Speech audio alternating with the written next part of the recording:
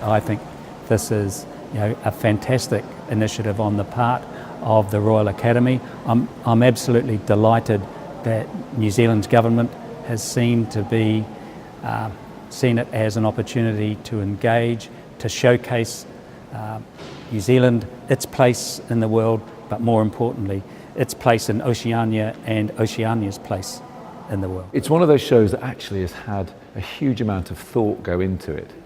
But I think it was only in the last 2 years when the New Zealand government really got on board and supported it as an intellectual idea, as a cultural idea, and financially, that it opened up all sorts of doors around the Pacific. Borrowing any object from any collection needs to be handled with respect, scholarship, dignity, and reciprocal generosity of spirit. But I tell you what I've discovered is that actually there is an openness and a generosity in the oceanic region that, provided you handle it in the right way, and I'm not saying we've always got it right, but one realises that the nation states, the broad culture and the cultures within, have always operated against the odds, but there's kind of networks of relationships and exchange and journeying, as well as confrontation. And so actually it's been quite a privilege, it's been quite eye-opening to enter into that world and actually realise that the mechanics and that openness is already there. One just needs to be clear that we're harnessing it, we're representing it, we're not claiming it, nor is this about, this isn't about the Royal Academy, this exhibition, it's actually about the culture that we're showing. This exhibition is a continuing manifestation, I think, of a relationship begun by Cook. And the fact that the Royal Academy has seized upon that is very serendipitous in many ways. And from our point of view, it was a continuation of the ambassadorial role of these treasures that were acquired by Cook and others. And so for us it was a manifestation of that relationship. I need to say also that I take my hat off to the RA, because there were some real sensitive things that we really need to stick to. And we had to be hard and fast about that. And in terms of the exhibition, that things that we were talking about, the incantations we used, could not be changed.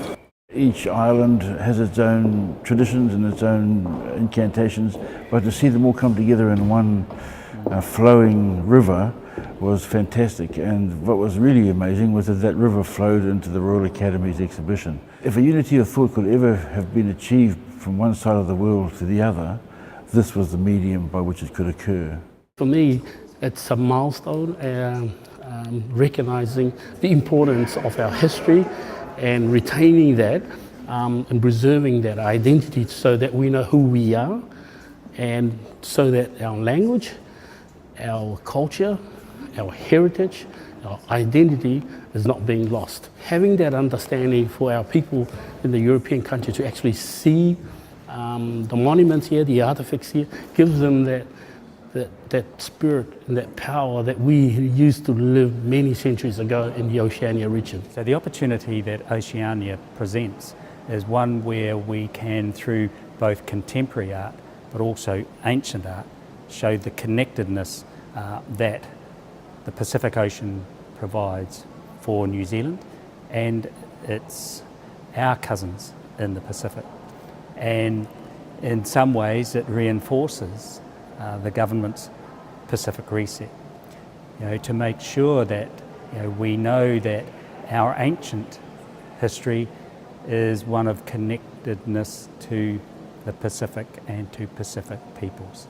But in the contemporary sense, I think it's also important to be reminded that the ocean, which is part of the fabric of the connection, is also calling to us, because it needs help in these contemporary times. And so what the government is seeking to do with the Pacific Reset and helping into the Pacific, as much as drawing the concerns out of the Pacific about the world in which we live in today, is an important part of Oceania.